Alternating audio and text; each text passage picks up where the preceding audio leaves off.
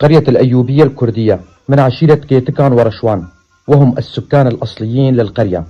القرية تعود ملكيتها لأغوات بيت الأيوبي وهم رشوان، وتسمية القرية جاءت نسبة لهم. هذه شهادة بشار بديع الأيوبي الذي قال بأنهم من عشيرة رشوان الكردية. توجد فيها عائلات عرب من شريرات. جاءت هذه العائلات أثناء مشروع الحزام العربي والتغيير الديمغرافي للمنطقة الكردية. عدد سكانها حوالي 600 شخص. بالرغم من كل محاولات التعريب، لا زالت نسبة الكرد في القرية 60%. مساحة القرية 1000 هكتار. تقع القرية على الطريق الواصل بين أخترين وجرابلس، تتبع لمحافظة حلب منطقة الباب ناحية الراعي.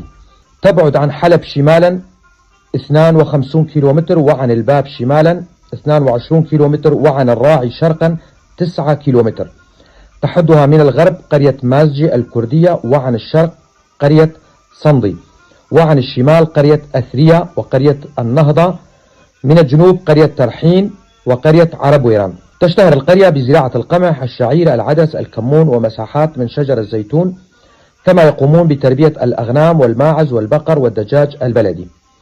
بسبب قلة المياه الجوفية، أهالي القرية كانوا يعملون في حلب والراعي أعمال الخياطة، صناعة الأحذية، وتصليح الجرارات، وكعمال بناء في حلب. لأهالي القرية صلة قرابة مع قرية شاوى ونعمان وقعر كلبين وشبيران وتل جرجي وتل شعير.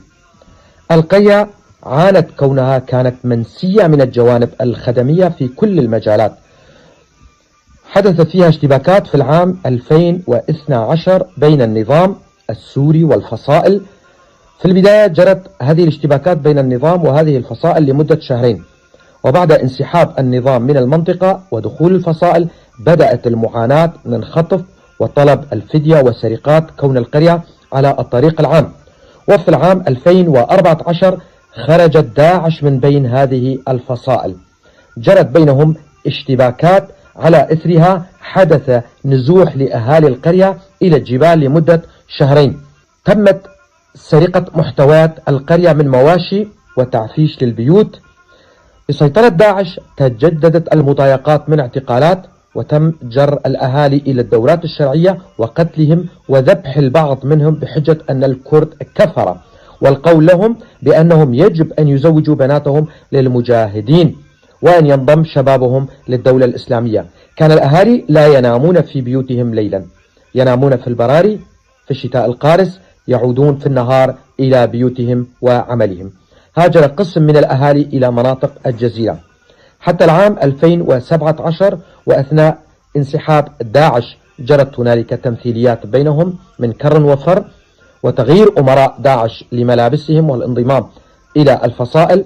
تم احتلال المنطقة بالكامل وهذه القرية من قبل تركيا ومرتزقتها من الجيش الوطني السوري، وبدأت المعاناة وتجددت أكثر من خطف لأشخاص وطلب فدية وتدريس اللغة التركية في المدارس والتعامل بالعملة التركية والضغط على الكرد كي يتركوا لغتهم.